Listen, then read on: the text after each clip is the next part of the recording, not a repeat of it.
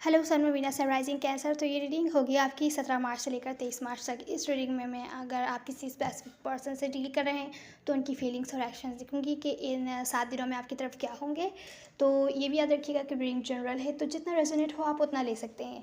तो सबसे पहले मैं यहाँ पर आपको साइंस बता देती हूँ कि कौन कौन से हैं। साइंस हैं पाइसिस, लियो, सेजिटेरियस और कैंसर, पाइसेस, स्कॉर्पियो।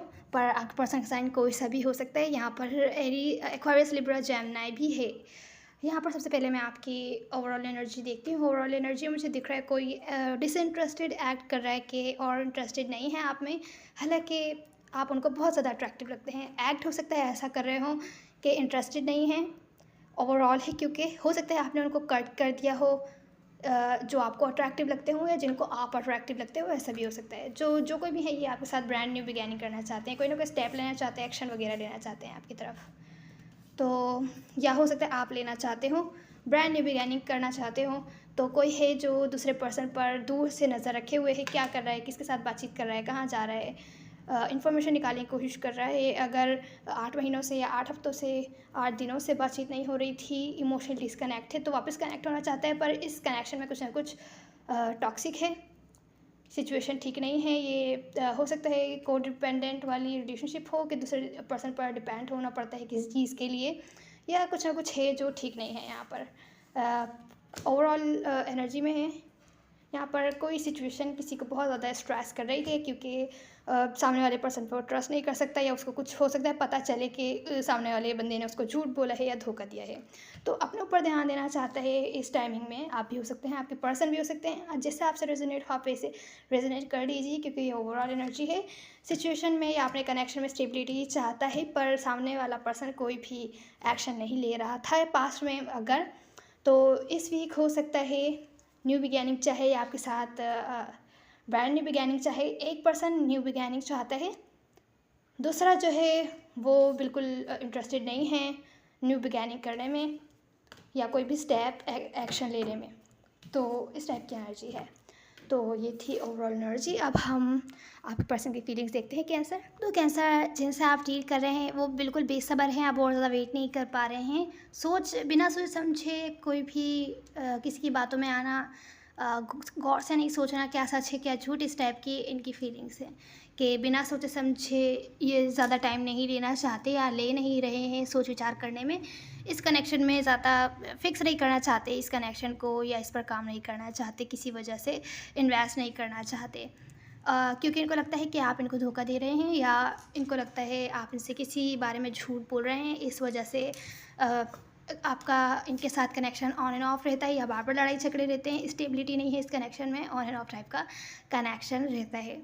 तो अगर किसी ने इनको आपके बारे में कुछ कहा है तो बिना सोचे समझे उनकी बातों बिलीव कर रहे हैं, या तो फिर आप सोच विचार नहीं कर रहे हैं, टाइम नहीं ले रहे हैं सोचने में, ज़्यादा ध्यान नहीं दे रहे हैं सिचुएशन पर कि क्या सही है क्या गलत है। किसी ने इनको अगर आपके बारे में कुछ गलत बात बताई है तो उस चीज़ पे बिलीव करते हुए दिख रहे हैं, ज़्यादा सोच विचार नहीं करते हुए दिख रहे हैं। थोड़ा लैक ऑफ ट्रस्ट टाइप की एनर्जी है कि इनको लगता है कि आप पे ट्रस्ट नहीं कर सकते, ऐसा भी हो सकता है। आपको व्यू करते हैं कि आपने इस सिचुएशन पर, इस कनेक्शन पर गिव अप नहीं किया है अभी, हालांकि आप कोई भी एक्शन लेते हुए नहीं दिख रहे हैं। आपको ये कनेक्शन बोझ जैसा फील हो रहा है, आप कोई भी एक्शन नहीं ले रहे हैं इनकी तरफ, और अब आपको ये पर्सन और ज़्यादा अट्रैक्टिव नहीं लगते। आप बस नीड की वजह से इनके साथ हैं, या इनको लग रहा है कि आपको अगर फाइनेंशियली आप इन पर डिपेंड होते हैं इस वजह से हैं इनके साथ, या तो इमोशनली डिपेंडेंसी है इनके ऊपर, तभी आप इनके साथ हैं, नहीं तो कोई आपकी फीलिंग्स इन्वॉल्व नहीं है इस चीज़ में। ये ऐसा व्यू करते हैं आपको। तो कैंसर ये थोड़ी टॉक्सिक टाइप की एनर्जी है जैसा ये आपको व्यू कर रहे हैं। अगर ये सच है तो ये चेंजेस आपको करने होंगे अपने अंदर। यहाँ पर आपकी फीलिंग्स में है कि आप लोग सेपरेशन में, हो सकता है आपकी तरफ से ही सेपरेशन आया हो, आप इस कनेक्शन में इन्वेस्ट भी करना चाहते हैं, और आप ओवरऑल देख रहे हैं कि आपने क्या क्या इन्वेस्ट किया, क्या क्या किया, सिचुएशन को फिक्स करने की कोशिश करी। अगर अभी आप लोग का ब्रेकअप हुआ है, लड़ाई झगड़े हुआ है, आप सिचुएशन को एंड नहीं करना चाहते, आप इनकी अटेंशन चाहते हैं जिनसे आप डील कर रहे हैं उनसे, क्योंकि आप बहुत ज़्यादा हार्ट ब्रोकन फील कर रहे हैं। कुछ केसेस में ऐसा हो सकता है कि अगर इनको लग रहा हो या आप इनको धोखा दे रहे हैं, या आपको छोड़ के किसी और के किसी न्यू ऑप्शन की तरफ चले गए हों, या न्यू ऑप्शन को देख रहे हों कि कौन के लिए बेहतर रहेगा।